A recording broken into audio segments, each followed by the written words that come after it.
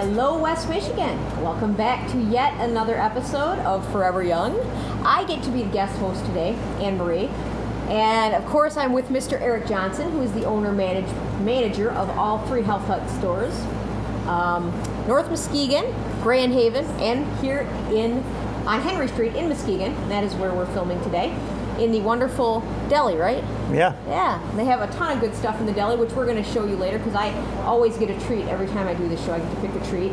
But right now, before we get into our topic, I do have to say something. I came to the program tonight, very busy day for both of us, and we're both a little bit tired, and I said to Eric, I like to drink, I like energy drinks, but I don't want to drink them. I know they're not good for me, and I know I need to stay away from commercial energy drinks. And he handed me this. Show this to everybody. Yeah, this is a Sambazon. This is a Sambazon Light. And tell me what light obviously means. It has less calories, right? Yeah, it has a lot less sugar, and it's sweetened with stevia. Now tell me what makes a Sambazon different than a commercial energy drink. Well, it doesn't have any of the it doesn't have any synthetic caffeine in it. Okay. And it's a lot lower sugar than most energy drinks. This whole can only has 60 calories in the whole can. Really? Yeah. That's excellent. But of those calories, half of them come from Asahi juice, which is a high antioxidant. And where is high that in phytonutrients, good for the heart, by the way. Where's that acai berry? And most of it's in Brazil. Is it? Because you hear really good stuff about it. This is clarified. They take the fat out of it because acai is one of the only berries in the world that's high in fat. So, but the fat would get like stuck on the side of the can, so they actually take out the fat and they clarify it. Okay. You still get all of like the eye benefits and the antioxidant benefits. Really? And it tastes really good. It has like a blueberry berry flavor. Now, as you said to me, drinking caffeine at all will get you become addicted to caffeine. It's just something, I mean, you can't get away from that. Yeah, correct? Right, no. But you just want to try to watch what you get and don't do this like every day. Right. But if you need a pickup, which I do, this is what we're going to do here. It's not quite as sweet as some of them. See if you like it or not. Yeah, it's very good. It almost tastes like raspberry, like a like a it's wild got berry. raspberry flavor too. It's very good. Yeah, very good. I like it a little bit sweeter, so I actually add a little bit of stevia to it. But I think it's pretty good. It is very good. Steve is good at sweetening anything, by the way. Yeah.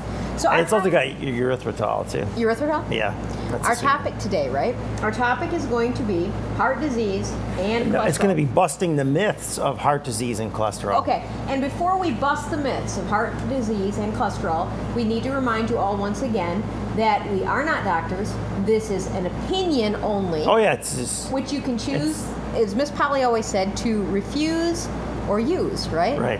You can choose to refuse or use. Yeah, and we hope that you use because it makes a lot of sense. Or just do your own research. Do more of your own research. We're just trying to sort of pique your curiosity to do more research into it. And let me tell you what actually inspired this show, viewers.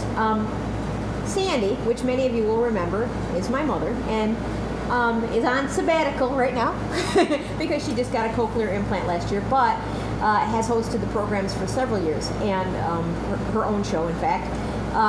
She was diagnosed with high cholesterol. She's actually had it for several years, but it was kind of in the stages where they were saying, you need to get this under control or you're going to have to go on something. Well, now she's at the stage where they have told her they feel that she should go on a medication. She's concerned. She's not crazy about going on a statin drug and wanted to see if there was another alternative method that she might try. So I approached Eric and I asked him what is a naturopathic treatment for this. Once again, not telling you to not seek medical, that we are not doctors, but this is just naturopathic advice, right? Yes, right. So how about if you start with that, our conversation? Okay. And can you explain to me basically? Well, it turns out from research done in multiple countries in Europe and in Asia and this country, women who start on statin drugs actually have a higher rate of death from cardiac events. No kidding. Not a lower, but a higher rate from statin drugs. What about their lifespan? Does it do anything? Men is really, it's much more confusing. With women, it's clear cut. They actually have a higher rate of cardiac death when they've been on a statin drug. Their lifespan is shortened by statin drugs. Really? Yes, so there's numerous studies showing that. Wow. So that's confusing because they basically say that if your cholesterol is, if I'm correct, over 200, it's high. Right. And I think sometimes that number tends to even drop lower. But when your cholesterol is running around 300, like it tends to do in my family, they're saying that you absolutely have to get on these drugs. Now, obviously, there's a lot of schools of thought on this. You know, maybe some people might think it's a money-making thing. I just look at the actual statistics published. You know, there's many studies. The women who get on statin drugs actually have a higher rate of cardiac death. Not a lower rate, but a higher rate of cardiac death. So what? I know that's not good news for the If you want the to, common the common myth, but if you want to go for a natural treatment, then what? yeah, well, you need to focus on more than just cholesterol. Okay. You need to focus on artery health and the amount of inflammation that's being built up in the cellular walls in the bloodstream. Okay. You need to worry about the homocysteine level. You need to worry about their hormone balance. That's Okay. really important for heart health in women. Okay. Actually, getting exercise. Women that have one of the best things they can do is to do more physical exercise. My mother is actually very active. She exercises every day. Now, she's not so much into cardio exercise. She does more of the tightening, trimming. Pilates type stuff. Yeah, that type of thing. She's not really into cardio workout, though. Yeah, but even Pilates, aggressive Pilates routine is a cardio workout. Well, hers actually isn't Pilates, though. Basically, she's got her own little regime. She has these little stretchy, I call them her torture devices, you know, where you pull them apart Oh, and yeah, you do this type of thing. the exercise and you do the bands. yeah, and leg lifts and, you know, her But even sit-ups. that will get the heart pumping. Anything that gets the heart pumping above, you know, It makes you sweat. into the 80% zone is good for the heart. But don't you have to maintain it for 30 to 40 minutes to make it an actual workout? Or No, you get cardiac benefit even after 20 minutes. So if you can just hold it for 20 minutes, actually you're better off to do 20 minutes every day or even every other day than to get, you know, have to think, well, I got to do 40 minutes, but I don't have time to do 40 minutes and I get too tired after 40 minutes. So then what is the answer for these people who do, for instance, my father also, they do exercise regularly, but yet the cholesterol is still sky high. Why is that? Well, the cholesterol is sky high. We got to look at why is the cholesterol sky high? Exactly. What reasons could there be? What factors? Oh, there's all kinds of factors. The liver could be not functioning properly, and so there could be a problem with the liver. So we need to do do a liver cleanse. Or also, there could be just too much saturated fat hitting the liver, causing too much cholesterol to be spilled out. A lot of times it's just way too much saturated fat. I would bring his saturated fat, particularly from meats and dairy, down. Let's explain to me again, saturated fat. Give me the difference between saturated and unsaturated. Well, what has saturated fat? Yeah, I'm talking about long chain saturated fats, the kind found in red meat and dairy and high fat dairy products. Now, what about low fat dairy? Actually, low-fat dairy has an increased risk of cardiac damage, so you're almost better off. Look, the studies actually are different. They actually show that people that get enough but not too much higher fat dairy actually do better than people on low-fat dairy. Now, let me I don't know why that is, but I mean, I could look it up, but that seems to be a problem. Now, when you're saying dairy, are you also including eggs, or are you just thinking of milk and No, cream? I'm only talking about dairy, milk type products. So eggs don't count? No. What if a person were to eliminate dairy and do either soy or almond? Yeah, that's better. You need a certain amount of saturated fat, even the long chain saturated fat found in these foods. But you know, it's mostly omega-6 and 9, and most people are way too dominant in those. Mm-hmm. And you need it, but it's just too much. What are the big culprits? Is it traditionally, obviously, the American diet is loaded with culprits. Obviously, our fried food, our fast food. Right. Is it like if you're going to eat meat? Because most people aren't going to want to stop eating meat.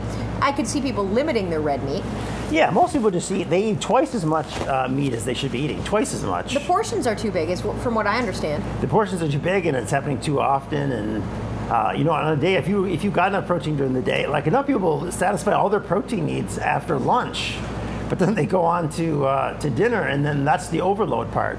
Something that I was impressed with, I have some friends who actually a chef who spent a great deal of time. He actually was raised in Africa, in Eritrea, and then he worked over in the Philippines and in Asia, and basically said to me that over there, the serving says what people don't realize is they eat much less meat. Meat is more of a flavoring, whereas here we've got to have the gargantuan steaks. Right, the meat is the main course rather than just the kind of the side dish. Right, and over there it's a flavoring. It's much, much less. And I wonder what the statistics on cholesterol are in Asia. Honestly, I've never checked nothing. Well, we had for a while when my mother had some, after some surgeries, we had a housekeeper, and she was from Asia. Mm-hmm. she was from Korea, and she would take a piece of meat and like one steak, and she'd make enough food for the 4 of us plus another whole meal. So she'd make 8 servings from one steak. Wow. Where in America, traditionally, a steak is each person gets a steak at the meal. And it's not always a 4-ounce one either. It's usually an 8-ounce, 10-ounce. Yeah. But she could take, say a 6-ounce steak, and she could make 8 servings of food that was really good. Mm-hmm. And maybe she would mix it with maybe a little bit of tofu, maybe some garbanzo beans, and then put other flavorings in it. Have we seen any statistics on cholesterol and heart disease in Asians? Well, there's the China study is really beneficial. Okay. They're still working on the raw data, actually coming up with conclusions on the raw data, but we can talk about the next segment. Yes, what turns out to be the real culprit, which is what we'll talk about in the next segment. So in the next segment, the real culprit, more on our China study. Once again, I'm Anne Marie with Eric Johnson. We are at the Health Hut, and we'll be coming at you with more Forever Young on the Living Green series in just a moment.